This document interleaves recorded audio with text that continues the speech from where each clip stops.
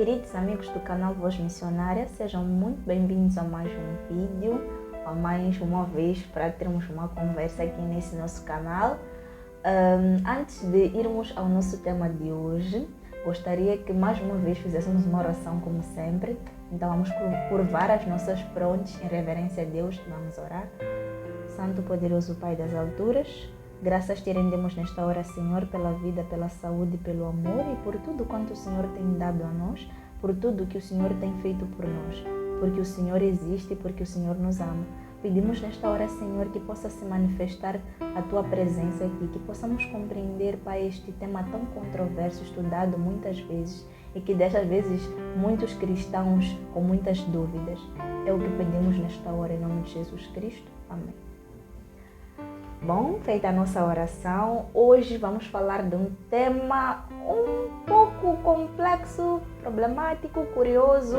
Bem, um tema muito discutido no meio do cristianismo ou no seio religioso. Vamos falar sobre Deus mandou matar. Vamos falar sobre o fato de existirem textos na Bíblia que colocam-nos em dúvida sobre o caráter de Deus ou colocam-nos muitas vezes confusos sobre o agir de Deus. Será que Deus mandou realmente matar milhões ou exterminarem nações inteiras, matarem crianças, bebês de colo, mulheres? Como compreender? Como explicar esse assunto para quem, por exemplo, não entende da Bíblia, para quem não conhece o caráter de Deus? Como falar de um Deus de amor e em outro momento, enquanto a Bíblia nos apresenta esta outra face de Deus? Como compreender isso? É o que vamos estudar hoje. Mas antes disso, em nome da Voz Missionária, gostaria de endereçar os nossos sinceros e imensos agradecimentos a um irmão que nos doou o valor para conseguirmos comprar um micro. Então agradecemos muito, mas muito mesmo a esses irmãos que têm dia após dia colaborado, têm sempre mandado apoio tanto moral como monetário para que nós, como Voz Missionária, possamos crescer ou pudéssemos crescer. Agradecemos muito mesmo a este irmão, assim como a muitos outros que vêm anonimamente nos oferecendo materiais, vêm nos oferecendo subsídio e auxílio. E gostaria também de aproveitar um instante ou um momento para pedir o apoio do irmão, pedir que qualquer coisa que o irmão tiver, qualquer valor ou qualquer um dos materiais que nós estamos a necessitar que o irmão tiver, serão muito, mas muito bem-vindos mesmo. Então teremos muito gosto em receber aqui na Voz Missionária o seu contributo. Qualquer valor que tenha, qualquer instrumento que nós estejamos a precisar aqui que o irmão tenha, pode entrar em contato conosco. Tem sempre os números aí, vão aparecer aí embaixo para o irmão nos contactarem. Muito obrigada novamente pela sua dedicação, pelo seu apoio, o apoio que tem dado à Voz Missionária, pois nós agradecemos e reconhecemos que o irmão aí do outro lado tem sempre feito alguma coisa por nós. Dito isto, vamos ao nosso tema de hoje. Deus mandou matar. Vamos abrir Josué 6:21. O nosso primeiro texto controverso para o dia de hoje. Vamos procurar entender mais ou menos essa questão, essa temática de Deus mandou matar. 6:21 diz o seguinte: tudo quanto na cidade haviam destruíram totalmente, a fio da espada, tanto homens como mulheres, tanto meninos como velhos, tanto bois, ovelhas e jumentos. Vamos correr um pouco para o capítulo 11, no verso 15. Um outro versículo bastante controverso. Como ordenara o Senhor a Moisés, seu servo, assim Moisés ordenou a Josué. E assim Josué o fez, nem uma só palavra deixou de cumprir de tudo o que o Senhor ordenara a Moisés. Há vários outros textos que ao longo da exposição vou aqui ler, que falam sobre essa questão de Deus ordenar aos israelitas exterminarem nações inteiras, incluindo mulheres, crianças. O Deus de amor que nós vemos, que nós concebemos, será que é o mesmo Deus que terá ordenado que matassem os seus filhos, criaturas que Ele mesmo permitiu que existissem? Bem, primeiro, antes de ir diretamente às hipóteses de explicação para esse tema, eu gostaria de falar um pouco sobre uma questão que muitas vezes nós passamos por alto quando nós lemos a Bíblia. Primeiro, A Bíblia é um livro para ser estudado e não apenas lido. A Bíblia não é um livro qualquer que você só pode ler um versículo e achar que pronto, é só aquilo. Não. A Bíblia é um livro para ser estudado, para ser analisado. Existe um versículo, esqueci-me agora o livro, que diz examinar as Escrituras. Nós somos convidados a examinar a Escritura, não simplesmente a passar por alto por ela, né? A ler de qualquer maneira. Não, nós temos que sentar, dedicar tempo, tirar um horário, buscar aprofundar mesmo o estudo da palavra. Pois, em primeiro lugar, a Bíblia foi escrita para pessoas de mentalidade diferente da nossa, em uma cultura, uma sociedade, uma língua totalmente diferente das nossas. Então, nesse caso, nós temos que levar todos esses elementos que eu acabei de citar em conta quando nós vamos estudar a Bíblia, porque senão nós vamos criticar a cultura dos judeus de acordo com a nossa cultura. Há coisas que para nós hoje são inadmissíveis. Por exemplo, antigamente havia aquela questão de o filho que desobedecer, o pai devia ser apedrejado. Aquele que for encontrado a adulterar, ele e a adúltera serão mortos ou apedrejados. Imagina se isso fosse passado para a nossa cultura nos dias de hoje. Como é que nós estaríamos, nós filhos desobedientes dos nossos pais? Nenhum pai teria um filho, porque pelo que percebemos, temos nos tornado uma geração muito rebelde. E correntemente temos visto que somos muito desobedientes, tem havido muito adultério, muita traição. Então, temos que voltar a essa questão, temos que nos voltar a essa questão do contexto cultural, social, político, econômico, enfim, a língua em que a Bíblia foi escrita, a mentalidade do povo para o qual a Bíblia foi escrita. A Bíblia é um livro que foi escrito em linguagem humana. É claro que é a palavra de Deus, mas em linguagem humana, o que quer dizer que Deus se inseriu dentro da linguagem humana e dentro da cultura em que a pessoa estava a escrever. Então não vamos pensar que a mentalidade que nós temos hoje, Moisés também tinha quando escreveu, Moisés e outros profetas, claro, tinham quando escreveram os livros da Bíblia. Em Deuteronômio 20, 11 a 18, Deus estabeleceu as leis sobre a guerra em Israel. Em Deuteronômio nós percebemos que, primeiro, o objetivo de Deus nunca foi que os seus filhos matassem-se uns aos outros ou que as suas criaturas se matassem umas às outras. Nunca foi o desejo de Deus. Mas uma vez que nós percebemos que com a entrada do pecado muita coisa saiu da ordem que Deus havia colocado quando criou o mundo, percebemos que consequências terríveis vieram disso tudo.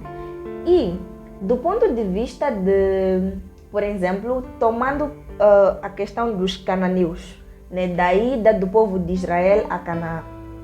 Se tomarmos por este como um dos exemplos, porque há vários outros textos que podemos usar, mas tomando por exemplo esse. Parece que Israel saiu do Egito para ir tirar os cananeus da sua terra, porque eles viviam lá felizes normalmente. Então os israelitas, porque lhes deu na telha, saíram do Egito, viram que não queriam mais estar lá, então foram de repente começar a expulsar ou a lutar com os cananeus. Se formos a olhar mesmo da visão dos cananeus, parece que os israelitas é que não tinham razão, chegaram, queriam usurpar tudo de qualquer maneira. Mas, com uma leitura ou um estudo mais aprofundado da Bíblia, podemos perceber coisas que, lendo assim superficialmente, nos escapam. Primeiro de tudo que nós podemos levar em conta é que, quando Deus levantou Abraão, ele disse que Abraão devia sair de Ur dos Caldeus para uma terra que ele lhe mostraria. Ou seja, Abraão devia sair de Ur dos Caldeus, porque Deus viu que lá onde Abraão estava havia muita violência. E Abraão dificilmente ia conseguir prosperar espiritualmente, assim como em outras áreas da vida que Deus queria lhe abençoar, se ele continuasse lá. Então queria que a descendência de Abraão tivesse uma oportunidade de viver em uma terra menos violenta, em uma terra que não houvesse tanto atrito ou tanto paganismo quanto a terra em que Abraão se encontrava. Então Deus pediu ou levantou o seu servo Abraão para que ele se tornasse uma luz, para que a sua descendência também se tornasse uma luz que carregasse o Deus verdadeiro para as outras nações. Então, daí esse é o primeiro ponto que nós devemos prestar atenção. Deus tirou a Abraão de Ur dos Caldeus para Canaã. Mas ainda assim, lá em Canaã, quando tendo Deus tirado o Abraão de lá da sua terra, havia um povo já morar lá. Mas por que é que Deus decidiu dar a Abraão a terra dos outros? Porque é isso que podemos em algum momento pensar. Bem, em Gênesis 15, verso 16, vem que quando Deus falava com Abraão sobre os amorreus, ele disse que eles ainda não haviam excedido a medida do seu pecado. Então, o que é que isso exatamente nos explica para melhor compreensão? Para melhor compreensão, podemos ler Gênesis 3, 14 a 18. Eu não irei aqui ler, mas o irmão aí em casa pode ler para melhor compreensão deste assunto, para saber que quando Deus tirou Abraão da sua terra, ele já tinha a perspectiva de dar a eles a terra prometida. E naquele tempo em que Deus perspectivava dar a Abraão a terra prometida, não havia muitos povos quanto já haviam quando eles estavam a sair do Egito, a subir já para onde? Para Canaã. Então temos também Gênesis 15, 16 a 21. São os textos que o irmão aí em casa pode ler para melhor compreensão. Os motivos que fizeram com que Deus desse a Canaã para a descendência de Abraão foram os seguintes. O juízo, como eu estava a dizer, Gênesis 15, 16 fala que os amorreus ainda não haviam excedido a medida dos seus pecados. O que isso quer dizer? Que Deus sempre deu um tempo de misericórdia para que as pessoas se arrependessem. Sempre deu aquele tempo das pessoas tomarem consciência dos seus pecados e mudarem o caminho. Em segundo lugar, Deus precisava de um lugar em que o Messias pudesse vir ao mundo. Em terceiro lugar, Deus precisava de um lugar para guardar a revelação verdadeira. E nós percebemos que sempre que Deus quer colocar a sua palavra em vista, Ele sempre escolhe um povo, tal como Israel também foi escolhido dentre muitos povos. Em Deuteronômio, Deus diz que não escolheu Israel porque ele tinha alguma coisa especial, mas porque Deus amou a Israel. Deus escolheu aquele povo para que ele fosse uma luz para os outros povos. Não porque Israel tivesse algo de especial, mas porque ele amou a Israel de tal maneira que quis que Israel carregasse o seu nome, o nome do Deus vivo. E em quarto lugar, era para ser um centro de bênção. Quando Deus deu a promessa a Abraão, ele disse que ele seria uma bênção para as outras pessoas, ou a sua descendência será abençoada. E uma coisa que nós percebemos é que quando Deus nos abençoa, de certa maneira, Ele está nos dizer abençoe também a outras pessoas. Por isso que Jesus, resumindo os mandamentos no Novo Testamento, diz que devemos amar ao próximo como a nós mesmos. À medida em que nós somos abençoados, também Deus está nos encarregar para que nós possamos abençoar as outras pessoas. Nós somos convertidos para converter, somos transformados para transformar, somos iluminados pelo Espírito Santo para poder iluminar a outras pessoas.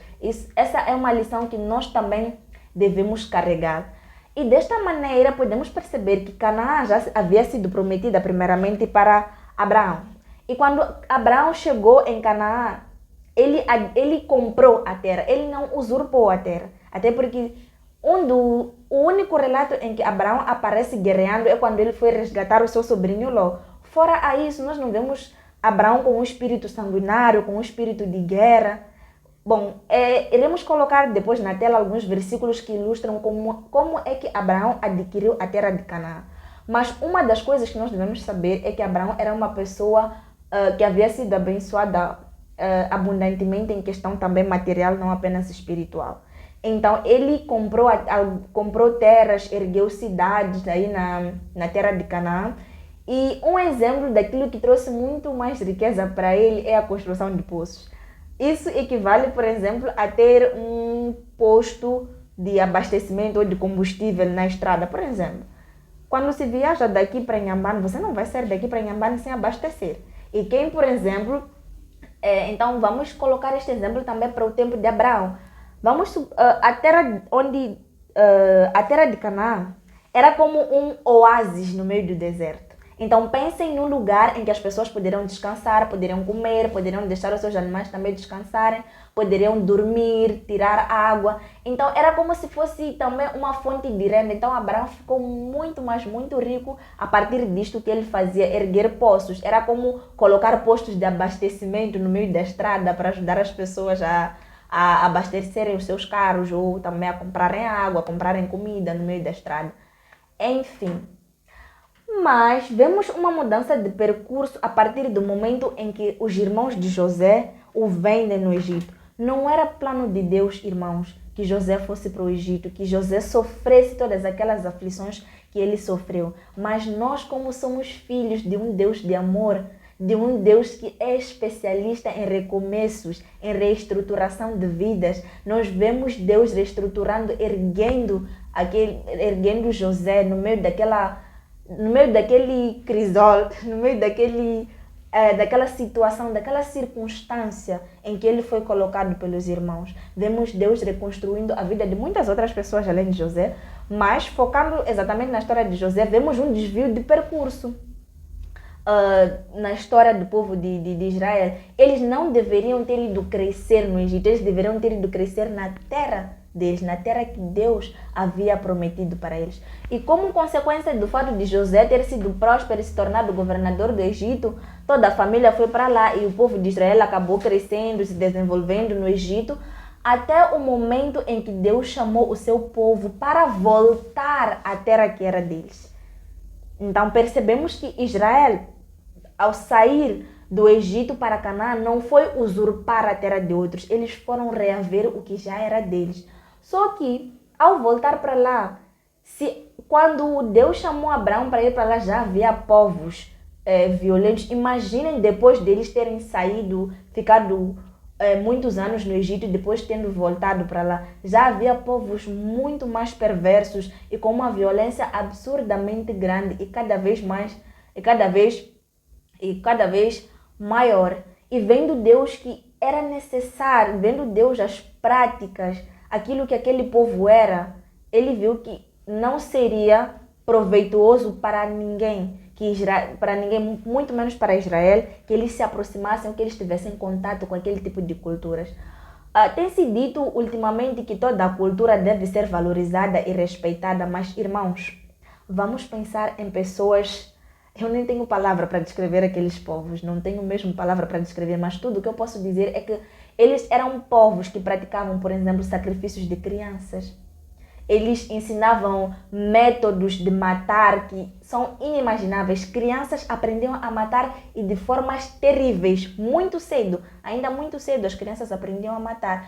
Orgias coletivas, práticas sexuais como a zoofilia, que é sexo com animais, necrofilia, que é sexo com os mortos, bestiofilias, que é assim a palavra, que é sexo entre animais, incestos, estupros coletivos e mortes de virgens. Estupravam virgens e matavam elas, sacrificavam elas para que houvesse fertilidade, para que houvesse mais sede de sangue. Então nós vemos tudo isso. Imaginem se esses povos tivessem sobrevivido, se esse tipo de cultura, se povos com esse tipo de mentalidade tivessem sobrevivido.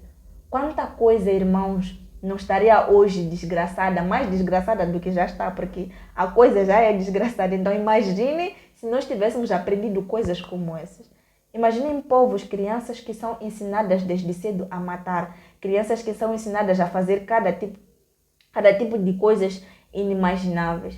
É claro que nunca foi plano de Deus que os seus filhos se matassem, como eu referi. Mas olhando para o contexto em que a coisa, para o jeito como a coisa estava, não havia outra solução. Não era a mais ideal das soluções, mas era necessário que assim fosse, porque senão Israel também ia se contaminar. E nós vemos pela Bíblia que quando Israel não cumpriu tais mandamentos de Deus, acabou se contaminando com certos povos. Acabou mudando ou alterando as suas práticas, misturando-se com os outros povos. Vinha aí a idolatria, aprendiam coisas que Deus não queria que eles tivessem aprendido. Então, vemos aí no sentido de não Deus ordenando a matar, mas permitindo que houvesse essa questão de morte, porque aqueles povos, primeiramente de Canaã, eles atacavam para matar de verdade. E Israel tinha que se defender, porque senão a descendência em que Jesus ia nascer teria já extinguido há muito tempo. Outra coisa que é importante dizer é que quando se fala que extirparam todas as nações, não necessariamente que todos os povos irmãos tenham sido extinguidos. Não, pela Bíblia há muitas passagens que acabam nos mostrando que há outros povos que ainda existiam, mas a Bíblia tem muito de hipérbole, aquilo que nós temos de exagero muito grande. Então, Nós vamos deixar aqui na descrição vídeos que vamos suplicar, vamos pedir que os irmãos vejam. Vai complementar muito o vosso entendimento sobre esse tema. Vamos deixar aí. E os irmãos poderão ter acesso depois de ver esses vídeos. Então começamos a perceber que, olha, Deus não ordenou necessariamente. Deus permitiu, consentiu que esse tipo de coisa acontecesse por causa da iniquidade, do grau de maldade que aquele povo manifestava. Ou Israel se defendia, ou Israel ia extinguir. E a descendência onde Jesus Cristo ia nascer também ficaria totalmente comprometida. Mas não vamos ficar retidos apenas a pensar que Israel era o único povo bom, não. Houveram vários povos bons. E outra coisa que eu gostaria de deixar ficar é que Deus, todos os povos que foram destruídos, tiveram um tempo para se arrepender. Tiveram um tempo de misericórdia. Em Isaías, Deus até diz que se eu profetizar sobre uma nação, sobre alguma coisa que esta nação estiver a fazer que não está de acordo com os meus caminhos, e essa nação se converter, certamente eu me voltarei para ela. Eu a perdoarei. Quando estivemos aqui a falar sobre a questão de Deus arrepende-se, chegamos a mencionar, para quem viu o vídeo, que muitas vezes a atitude de Deus diante de nós depende muito daquilo que nós fazemos. Não é à tona que Deus não é como nós, Deus não reage às coisas como nós reagimos. Deus não é como nós, que alguém falhou, para nós falhou, acabou, não interessa a justificativa nem nada. Muitas vezes o agir de Deus na nossa vida vai depender daquilo que nós fizermos.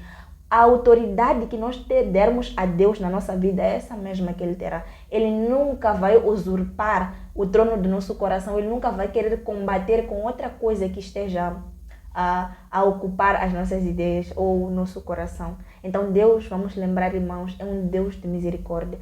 Matar nunca foi o plano de Deus, mas tornou-se necessário à medida em que o seu povo, Israel, que carregava as bênçãos que deviam dominar todo mundo, ficou em perigo.